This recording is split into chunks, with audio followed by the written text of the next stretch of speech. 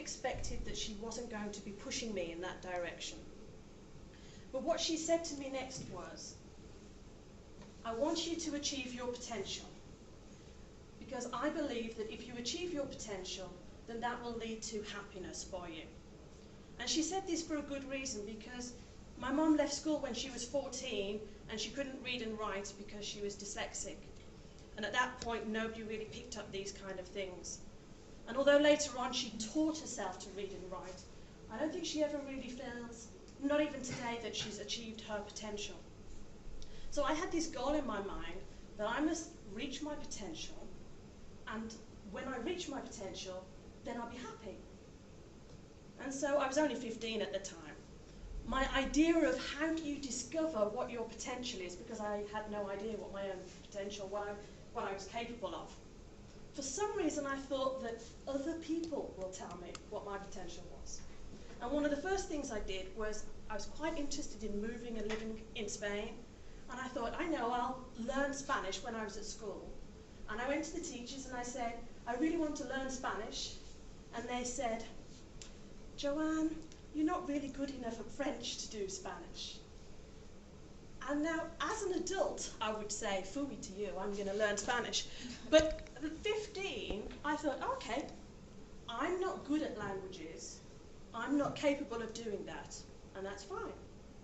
And I left school at 16, and what I discovered was that I wasn't happy in a lot of the different things I was doing. I was doing waitressing, I was doing shop work, I was doing all these different things. And because I had such a strong connection between what my potential was, once I'd achieved that, that would make me happy, I was beginning to think that maybe I hadn't reached my potential from doing those kind of jobs.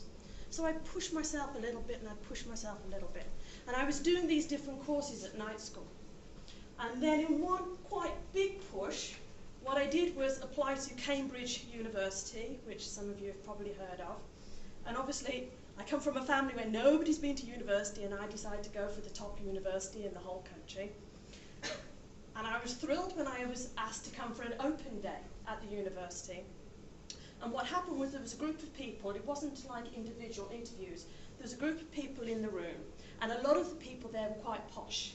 Now, you might not be able to tell by my English accent, but I'm not posh. So I was a little bit out of my depth with this. And there was a guy who was clearly a teacher or somebody important with the university. And he was talking to the guy that was standing next to me, and this was a tall guy. And he said to this chap, yes, if you come to Cambridge, I can see a bright future for you.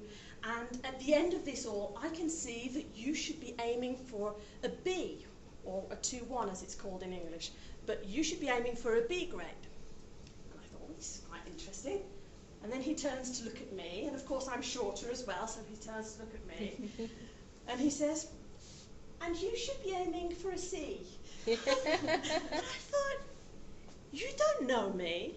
Now, previously, my 15-year-old, my 16-year-old, my 17-year-old me, and in fact, I was 24 by the time that I applied to Cambridge University, the old me would have said, yes, okay, I ought to aim for a C. But the new me was thinking, you know that I'm a waitress, you know that I'm going to night school, but you know absolutely nothing more about me. And I turned around and I had quite a turning point in my life, that instead of listening to somebody and thinking, they're the experts, they know what I'm capable of, I just thought, you don't know me. You may know your subject, and that I will give you credit for, but you don't know me. And the reason I know that you don't know me is that I don't know me. I don't know what I'm capable of yet. And as I said, that was quite a big turning point for me. And what happened from then on, I kept pushing myself and pushing myself. And there was a lot of times when I wanted to be safe. And what I would have preferred to have done was discover my potential just